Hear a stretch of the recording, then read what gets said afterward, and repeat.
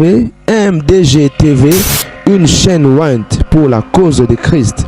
Mafuta Yasika, Mafuta Yasika, Mafuta Yasika.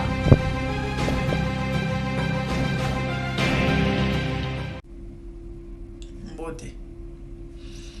Benga mama benga papa bozolo na réseaux sociaux estomac chassé to fanda kaka ko vidéo ya Maxi mwana ya pornographique mobimba côté biso na téléphone oli news wa vidéo ya Maxi mwana directement numéro na biso ya mwana au partager ko like na di première personne dans la Maxi mwana akiti asani mungongo kozika yo Maxi mwana to lobi bien partager vidéo massivement Azoli ya blo masuba. Tala yo moko ba mise congolais makamba zo sala ezali honneur te ya solo commentaire na mabuku na bino soki bazo sala makamba malamu kaope okota na groupe WhatsApp amour sexy na biso numéro na biso ya mwana ya RTL ya groupe WhatsApp amour sexy kuna ezali lokola kaka signé pornographique soko za mwana mkie boya te poto kokotisa yo te merci mwana boye te boza ko détruire image ya Congo merci yango ozoyemba vous ezo cracher atala Mente, vous ezo craché. Hey. Merci mwana. Forme à fou de gadara na suki. Mais ça les là ministre. On dit mutamba tendrement, doucement, délicatessement. Côté on a quand dit bravo hein. Bravo même ce sauvagerie. Les apparences sont trompeuses. Mbote na bino lisusu. Nebisa bino ngaso na holoba, si na holoba na tina. Mais on a pas ces qui bat basuka kaka na titre et avant de taxer, avant de finga. Moi j'ai pas d'intérêt, hein. J'ai pas non plus le temps. Naya pour na aussi la comédie to ko distraire ba tout le kaba vie na ba mamoko yo et zangatina. Ndenge bat bazozo là. Moi j'enseigne. Et on a l'objectif Rubik ça va âme, ok? Voilà. Donc ce moment là ça c'est payé ça voter les cas. Pour ça comme commentaire m'avait non bloqué. Quand on débattit de la vidéo maman et kamata. Théa. Maintenant pour lui ça. Non, toujours est-il qu'il y a des sévérités là et qu'au bon maté, il faut l'Obama. Et tu es bien dit moment où bandeko kalaming va dans une façon plutôt pas de évangélisation bien avec l'église et moteye tela lilo bananzambe Coca-Cola ya moté des fois ba tonso ba Coca-Cola pour ba sepeli sabato et hors bible zo ba na Galate so lobo sepeli sabato c'est que ozali mosala nzambe te ba période mon na bana on me reprocher beaucoup se reprocher c'est trop dire. Ma plainte de gauche à droite et je me sentais mal, je me suis dit bon natika na ma rôle sur la nzela passage wana na Galate ozolo baki soki au moins c'est pelisa na mubato c'est que yo mosala nzambe te de ce qui veut dire solo bo c'est pelisa nzambe yeba ki bat ba olingote que Dieu soit loué na lobby déjà que batindela kinga na pia conseil na pesa toli. Ala la benda mingi matoya ba serviteur de Dieu surtout ba chantre et au moni tamboyemba parce que bercer à moyembi n'est-ce pas bon il y a ça ya ngambwane tamboyemba bon attention à ça ya ngambwana peut-être ça on pas ignorance ou encore bon généralement ba initié ba ça on pas ignorance terre. Ouais, parce que dans le monde des esprits, hasard, ils ont raté. Acte tout bas, mouton posaka, ils ont significatif, ils ont symbolique, ils ont raison, ils ont pourquoi. Bah initié, bah ça va tout le ingété. Et Bible le baba na ténèbres, bah ma il est volé kabana lumière. Bah tout va comprendre le principe. Et bah ça la prend. Il y a quoi, tiens la misala pour bah ébiki. Sur aussi, ils ont là mboma. Et l'eau est aux arabes chrétiens. Toya côté wana. Et quand des boyoki, voici on a des zoloba, dommage que aux réseaux sociaux moi bacha babilo wana ezate pour bloquer compte. na benda bate ba matoi na ba yembi surtout boli la blanc masubati et dimnya pouvoir à langue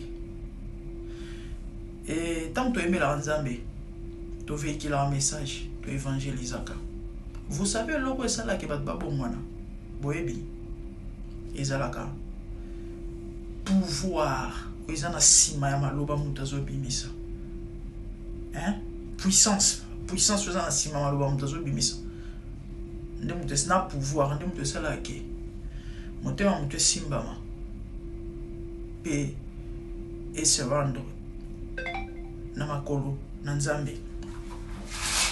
Donc repentance et on va monter le long à Congo va passer à la sanctification mais dans l'église d'abord les gens ne sont pas repentis beaucoup écoute va pédou la bateau on dit mais il y a terre repentance comment abattre bazobo monate c'est simplement parce que na langue na yé ngouya la transformation exatée Dieu n'y est pas le Saint-Esprit n'est pas actif donc bat bon monate il faut mon lit mon nzambe nanzela ya maloba na yo siko ede esenga ka mutu wana il faut azala na marche moko na position moko liboso ya nzambe la sanctification Bible zoloba c'est lui qui nous a appelés saints nous aussi nous devons être saints dans toute notre conduite kolebilo masuba edimia pouvoir à langue OK maloba normalement za na nguya tant aux hommes doza remplir revêtir na puissance ya nzambe. Tant aux zoloba et ça lola mutunyo soit zoloba tant aux yemba c'est pas comme tout le monde bah effet causal il y a un bon monica la tant papa noembe la nzamba solo il y avait des manifestations mon malade bazobika kala frère Patrice a sécu ça mutu ils ont un témoignage vrai nana ebina landa tata moko comme les kiminga na réseaux sociaux aza tout moko ya ba déserté to benga na bide rebelle parce que alongo akomane ko sa la bokoko akoma kenana na ngambo mambo ya bonzambe mena bokoko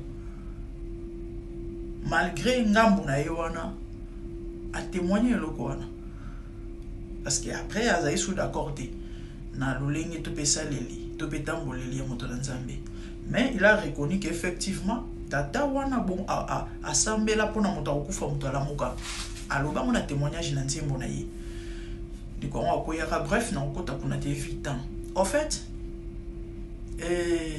na Bible batanga Bible ba yebi ke Yesu à chaque fois banda koleka minu mabe na se manifester malobaka ya pamba ba démon bazo la agiter bazotika banzoto pourquoi puissance oyo ba yo mana maloba nae sikoyo pour maloba neza la puissant pour maloba neza na nguya eza na capacité à transformer ba vie parce que c'est ça l'objectif monta boyembaka eza po bato babika eza po boko ba star te eza po besoin succès eza po na mbongo te Dieu va rémunérer va payer mais kolo tu y a des débats dans les réseaux sociaux ba chantre lelo balika mbongo yango ba komi ko s'échapper dans ba verset biblique oui effectivement vous devez être rémunéré mais ezala yango ndete ya liboso hein servez d'abord le Seigneur mais malheureusement lelo oyo ka les aki bozo comme moyembi ya oyemba nzembo nzambe instrument ezate tamsuka guitare pamba na kombo moi mutu ma miso obima ba beti ete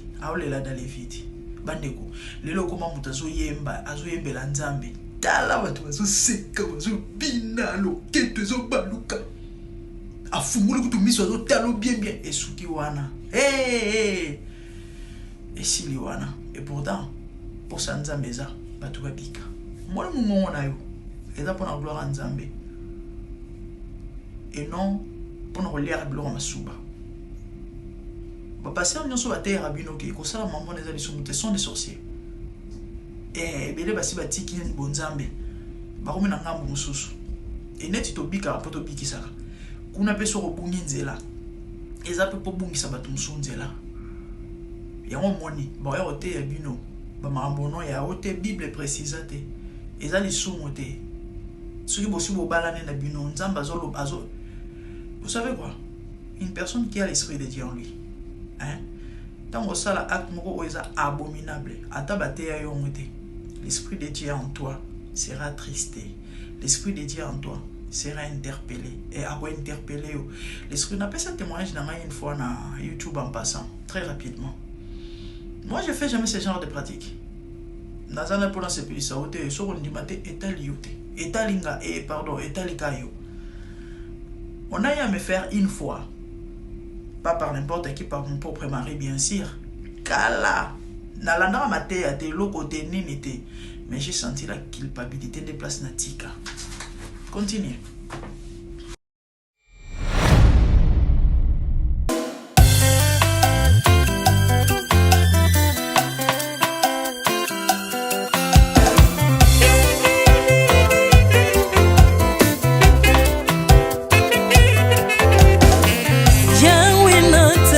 Mokili yo na monite natangi na histoire ya monde na monite na luki na yemba pete toze pour passer Seigneur, je n'ai pas pris non plus entendu parler oui akoka la yo Yesu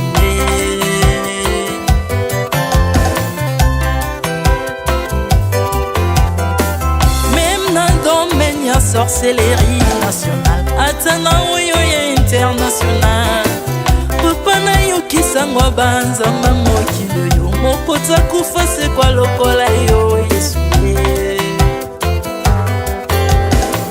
nanya voyage lokola yo nanya wakoka nino ya wanzambe uni masomo ya ekulusu ponanga okufose kwa poyo zali nzambe Yesu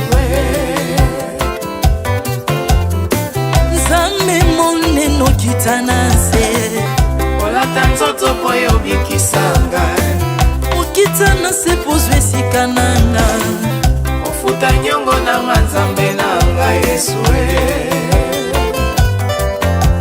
ozali nzambe onkoteya okani na yo ozali nzambe obongwani te Yesu Yesu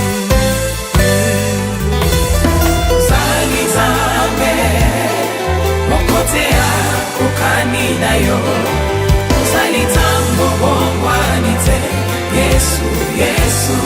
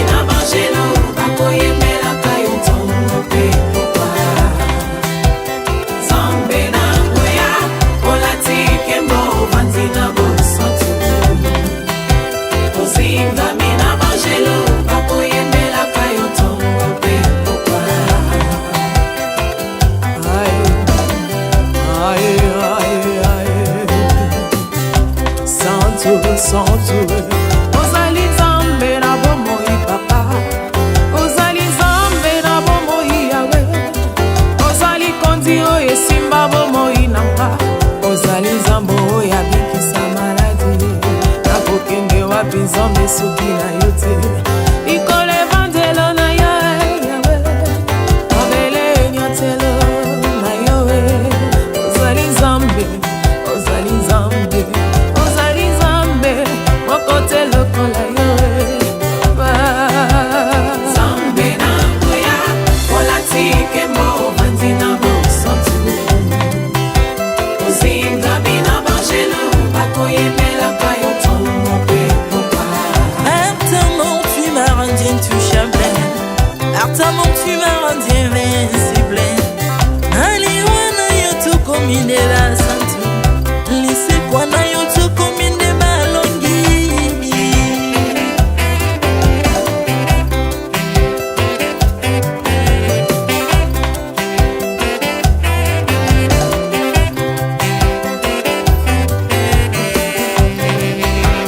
nzambe na ngoya olatike mo bandi na bosantu ozinga bina bangelo bakoyemelaka yo ntongo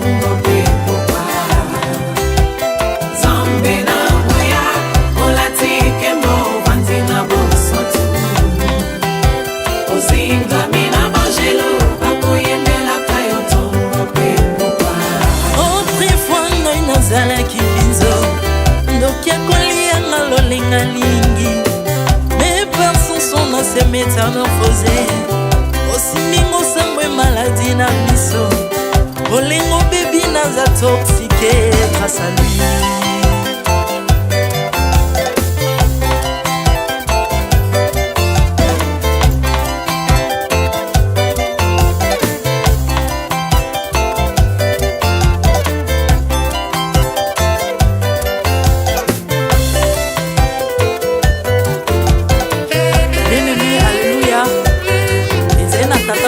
azalaki nzambe ntango akufi badeptine balobi keno akosekwa konzamba bakristo basekwa alors po bafasilite lisekwa na ye bakunda ye motu libanda po ntango akolamuka abimaki lingala moko me comme nzambe na biso alinga kokambola gloire na moto te lobi nango na ntongo baya kokuta bangulu basepelisa motu ya nzambe na bango yango bien aimé bato wana bakoma oyo biso toliaka ngulu te po milimo mabe ekotaka na ngulu so bino boliaka ngulu te po milimo mabe ekota na ngulu bomelaka mai te po milimo mabe ekotaka na mai yango tokumisa nzambe po akufa asekwa avandi na loboko ya tata mpona kointersede mpona nga na yo jésus de nazareth amen.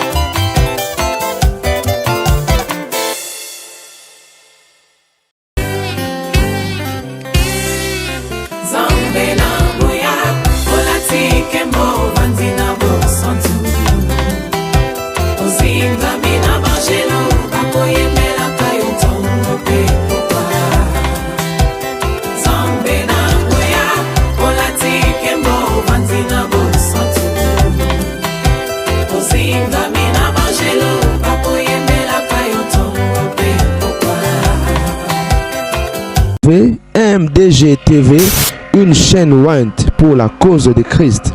Mafuta ya Sika, Mafuta ya Sika, Mafuta ya Sika.